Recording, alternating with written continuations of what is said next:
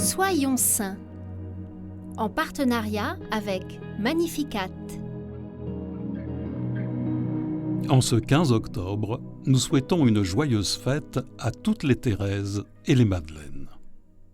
Aujourd'hui, nous découvrons Sainte Thérèse d'Avila, déclarée docteur de l'Église. Née en 1515 à Avila, dans une famille pieuse de 9 enfants, elle se distingue par son caractère passionné et son imagination débordante.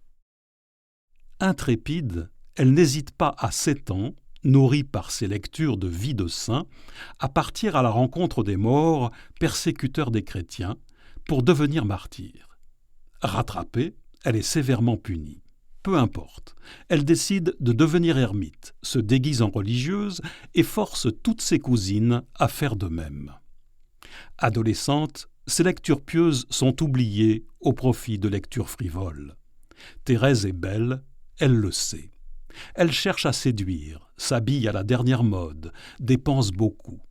Son père la place alors en pension chez des religieuses. Là, elle réfléchit à entrer au couvent pour la simple raison que la vie d'épouse lui paraît épouvantable. Elle entre au Carmel à 20 ans pour ses motifs discutables, mais en réalité, dans le secret de son cœur, ce sont des rêves de grandeur et d'honneur qui l'animent. Sœur Thérèse de Jésus vit alors 19 années de problèmes de santé, reflet d'une détresse intérieure profonde. Thérèse souffre d'être encore partagée entre le regard des autres et le regard de Dieu, et de ne pas être aidée dans son désir de sainteté au sein même du couvent où la vie reste trop mondaine. Mais elle vit une conversion, et avec l'autorisation de ses supérieurs, elle part sur les routes réformer l'ordre du Carmel afin de revenir à une vie religieuse exigeante et intérieure. Infatigable, malgré les difficultés et les épreuves, elle voyage de ville en ville jusqu'à la fin de sa vie et fonde 17 monastères.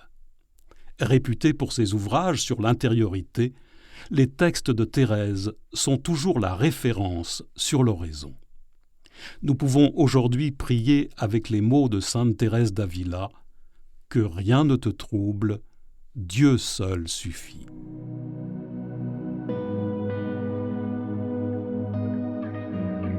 Seigneur, fais grandir notre désir de nous rapprocher de toi et donne-nous le goût de la prière.